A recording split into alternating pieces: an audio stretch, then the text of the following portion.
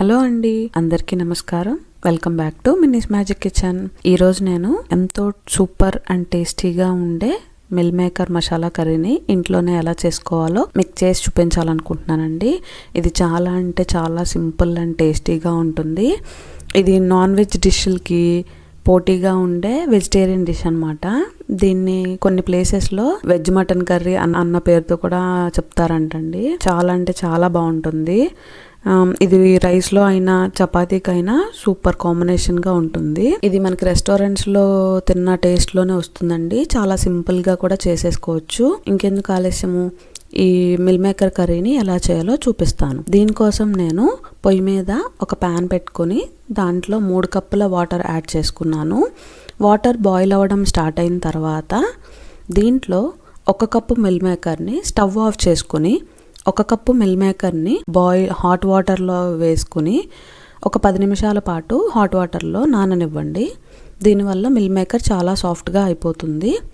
10 నిమిషాల తర్వాత మొత్తం మిల్ మేకర్ అంతా ఫిల్టర్ చేసుకుని మ్యాషర్తో కానీ పప్పు గుత్తితో కానీ లైట్గా ప్రెస్ చేసుకుని మిల్ మేకర్లో ఉన్న ఎక్స్ట్రా వాటర్ని కూడా తీసేసుకోండి. ఇలా ఎక్స్ట్రా వాటర్ అంతా ఫిల్టర్ చేసుకున్న తర్వాత మిల్ మేకర్ని పక్కన పెట్టుకోండి.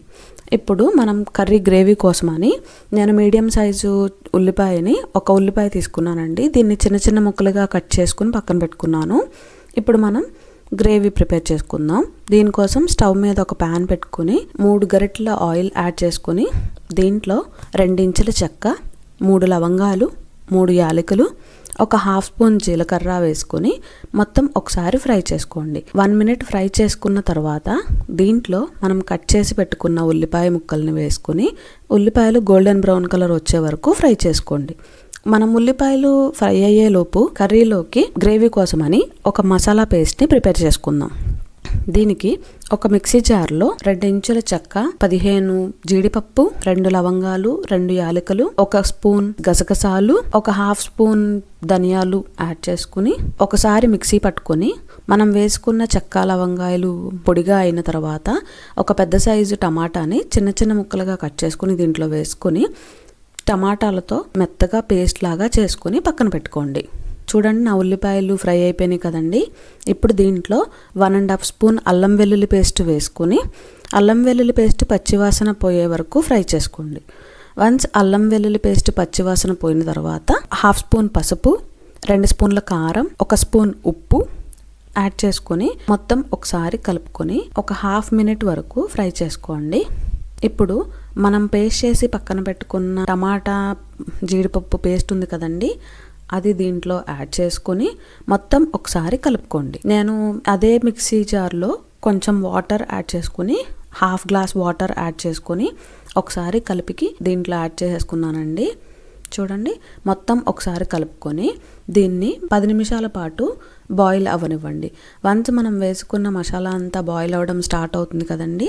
ఇప్పుడు దీంట్లో 2 స్పూన్ల పెరుగు, స్టవ్ని మీడియం ఫ్లేమ్లో కానీ లో ఫ్లేమ్లో కానీ పెట్టుకుని మనం 2 స్పూన్ల పెరుగుని యాడ్ చేసుకుని మొత్తం పెరుగంతా కూడా మన మసాలాలో కలిసేలాగా కలుపుకొని ఇది మొత్తం కూడా మూత పెట్టుకొని ఇంకొక 5 నిమిషాల పాటు ఉడికించుకోండి. చూడండి, 5 నిమిషాల తర్వాత నాకు ఆయిల్ సపరేట్ అవ్వడం స్టార్ట్ అవుతుంది కదండి.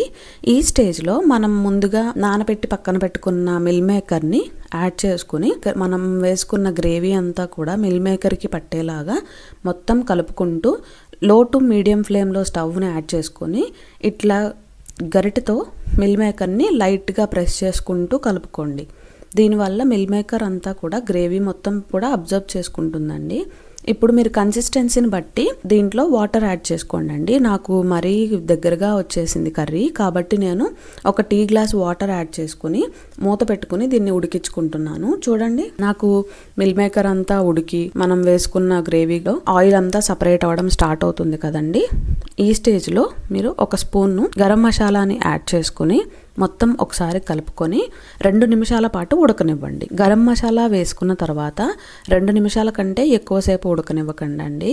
ఎక్కువసేపు ఉడికితే మీరు గరం మసాలా వల్ల మీ కర్రీకి చేదు టేస్ట్ వస్తుంది. కాబట్టి 2 నిమిషాల తర్వాత మీరు 4 రెమ్మల కొత్తిమీరని చిన్న చిన్న ముక్కలుగా కట్ చేసుకొని దీనిపైన వేసుకొని మొత్తం ఒకసారి కలుపుకోండి.